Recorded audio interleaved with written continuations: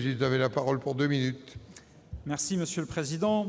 Monsieur le Ministre, chers collègues, l'an passé, avec la procédure APB, la pratique illégale du tirage au sort avait touché environ 0,4 % des candidats. Aujourd'hui, dans de nombreuses universités, les dossiers ont été sélectionnés avec des notes d'une précision allant jusqu'à 6 chiffres après la virgule. Le tirage au sort illégal, mais circonscrit selon l'expression de la Cour des comptes, a été remplacé par une grande loterie au fonctionnement opaque. L'an passé, avec la procédure APB, plus de 80 % des lycéens avaient reçu une réponse favorable à leurs vœux dès les premiers jours.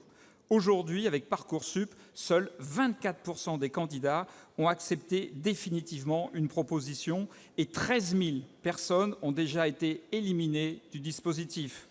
Les taux d'échec importants dans les lycées des communes populaires montrent qu'une sélection sociale est à l'œuvre. L'an passé, avec la procédure APB, environ 3 500 bacheliers n'avaient reçu aucune affectation. Aujourd'hui, avec Parcoursup, il est à craindre que leur nombre soit multiplié par 10 parce que vous avez fait le choix politique de ne pas augmenter à proportion les moyens budgétaires pour accueillir les 65 000 bacheliers supplémentaires. Parcoursup oblige les lycéens en pleine révision à une angoissante vérification quotidienne de leur classement. Pis, de nombreuses familles sont choquées par le caractère souvent incompréhensible et erratique des résultats. Monsieur le ministre, ma question est simple. À quel contrôle de légalité avez-vous soumis les procédures mises en œuvre par les universités pour sélectionner les dossiers?